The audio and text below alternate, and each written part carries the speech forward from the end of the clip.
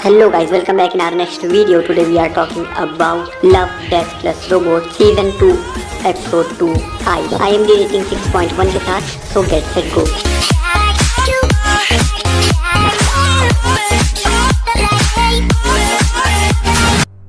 Story start होती है बड़ी बड़ी मशीनों से जो कि जमी हुई ज़मीनों पर काम कर रही होती हैं, मतलब बर्फ़ की ज़मीनों पर काम कर रही होती हैं। और अगले सीन में हम एक फैमिली को देखते हैं जहां फैमिली का लीडर मतलब फेच के फादर बता रहे होते हैं कि उनका बॉस 2 गुना काम करवा रहे हैं क्योंकि वो प्रोडक्शन बढ़ाना चाहते हैं, लेकिन उसे लगता है कि बाहर का होने की वजह से उसके साथ ही ऐसा हो रहा है। ये फैमिली न्यूली वहाँ पर शिफ्ट हुई है और इसीलिए फेच की मॉम उससे पूछती है कि क्या उसके कोई दोस्त बने, और फेच कहता है कि हाँ मेरे कुछ दोस्त बने। और इसके बाद वो सैडविक के बारे में पूछती हैं जो कि फेच का बड़ा भाई है और बाहर खड़ा ये सब सुन रहा होता है। और इसके बाद हमें पता चलता है कि फेच और बाकी सब वहाँ पर मॉडिफाइड हैं, मतलब मशीन बॉडी पार्ट से लैस, जबकि सैडविक जो कि अकेला 16 इयर्स का बच्चा अनमॉडिफाइड है क्योंकि उसे रियल रहना ज्यादा पसंद है। और इसीलिए सैडविक के डैड उससे खुश नहीं हैं क्योंकि सैडविक रियल रहना ज़्यादा पसंद करता है। वहाँ पर सब मॉडिफाइड हैं क्योंकि वहाँ पर बहुत ज़्यादा ठंड है, क्योंकि वो एक दूसरा प्लेनेट है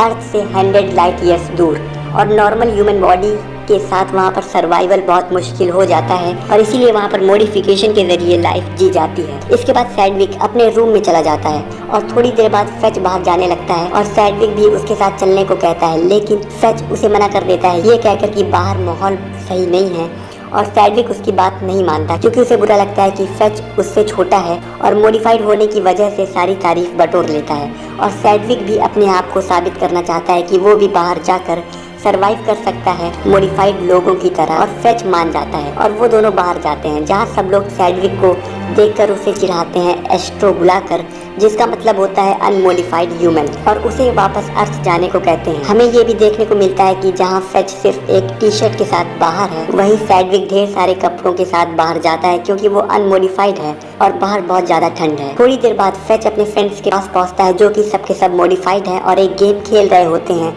जो कि फुटबॉल से काफ़ी सिमिलर है। और उस ग्रुप की लीडर लोगन सैडविक को देखकर फेच से पूछती है कि वो कौन है और वहाँ क्यों है। और जब फेच उसे सैडविक के बारे में बताता है कि वो वहाँ फ्रॉस्ट वेल को देखने आया है जो कि सिटी के बाहर ही दिखती है, और लोगन सैडविक से पूछती है कि क्या तुम तेज भाग सकते हो, और सैडविक कहता है कि बहुत तेज। उसके बाद वो सब फ्रॉस्ट वेल देखने शहर के बाहर जाते हैं जहाँ ठंड शहर के अंदर के मुकाबले बहुत ज्यादा है। वहाँ पहुंचकर लोगन बताती है कि मशीन की आवाज बहुत ज्यादा है जिसकी वजह से वेल्स वहाँ नहीं आएंगी क्योंकि वेल्स को मशीनों की आवाज पसंद नहीं है। और सन्नाटा हो जाने के बाद फ्रॉस्ट वेल्स ऊपर आएंगी साथ लेने के लिए और बर्फ को तोड़ेंगी कम से कम 7 बार टक्कर मारने के बाद, और जब बर्फ टूट जाएगी और तब हमें यहाँ से शहर के पास तक दौड़ कर जाना होगा, और अगर कोई तेज नहीं दौड़ पाया तो वो फ्रॉस्ट वेल का शिकार बन जाएगा क्योंकि फ्रॉस्ट वेल काफ़ी ज़्यादा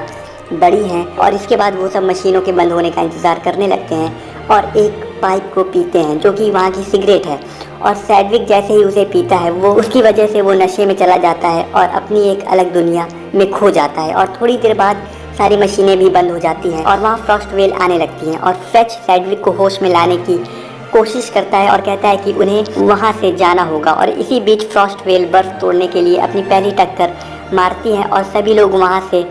दौड़ना शुरू करते हैं। फेच सैडविक को लेकर वहां से भागता है और फ्रॉस्ट वेल टक्कर पे टक्कर मारना शुरू कर देती है और सबसे पीछे है सैडविक। बाकी सब काफ़ी तेज भागते हुए आगे निकल जाते हैं क्योंकि वो सब मॉडिफाइड हैं और फेच भी आगे है, लेकिन वो जब पीछे मुड़कर सैडविक को देखता है और भागते भागते जब वो एक बर्फ के टुकड़े को पार कर रहा होता है उसके पैर में चोट लग जाती है और सब उसे पीछे छोड़कर आगे निकल जाते हैं, लेकिन सैडविक उसे अपने कंधे पर उठाकर आगे की ओर बढ़ने लगता है और फ्रॉस्ट वेल फिर से अपनी टक्कर मारती है जिसकी वजह से सैडविक और फेच हवा में उछल जाते हैं क्योंकि वो बीचों बीच में खड़े थे और बर्फ पर फिसलते हुए वो जमीन पर पहुंचते हैं। और इसके बाद उन्हें फ्रॉस्ट वेल का शानदार नज़ारा दिखाई देता है और उसे देखने के बाद वो सब हैरान हो जाते हैं। और ये सब खत्म होने के बाद वो सब सिटी वापस लौटते हैं जहाँ फेच पहले की तरह उछल कूद कर रहा था, जिसे देखकर सैडविक समझ जाता है कि फेच की पैर की चोट सिर्फ एक नाटक था, लेकिन सैडविक इस बात को नजरअंदाज कर देता है। और यहाँ खत्म होती है love, death plus robot season 2 episode 2 की story. I hope you all like this video. If you did, hit the like button, comment your opinion, share this video